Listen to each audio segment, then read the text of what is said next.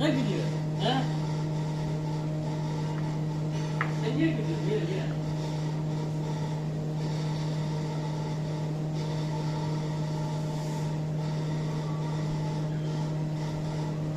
Burada çocuklarımın nefesi boğazında kaldı. Anneciğim diyordu, çocuklara demişim, babanız gelecek, seninle gidecek. O demek ki gündür diyor, babamız gelecek. Seviniyorlar.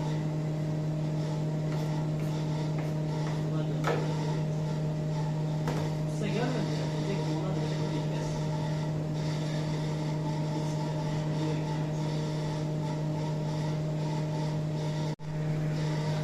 Onun altında kalmaz. Allah bir yerden çıkarır. Bu sabitleri sevgicini böyle boğazında bırakmam.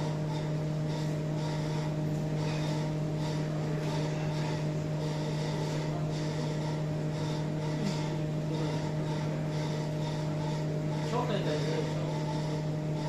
Ya bu böyle saç çıkartıyor. Bir sefer onun şeyini değiştirecek. Az mı? Dolaş bırakıyor.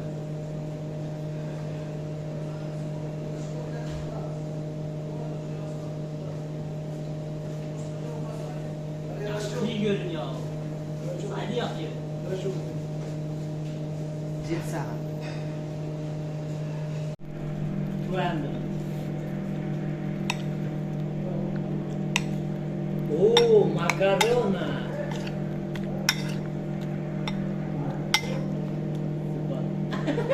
Gece 8'de ya, sabah 8'de ya. Ya odaların interneti kesin.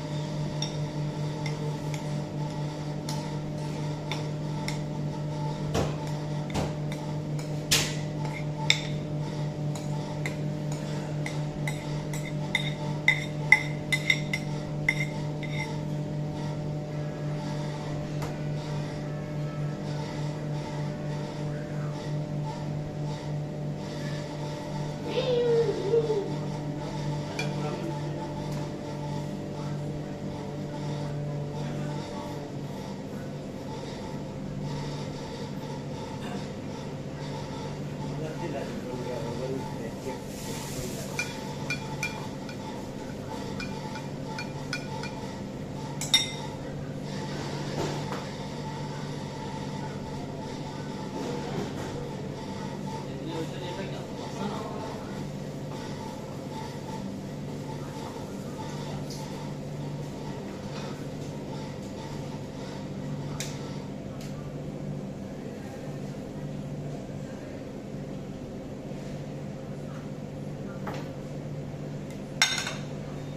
Yapıkta yok böyle biraz anlatıyor.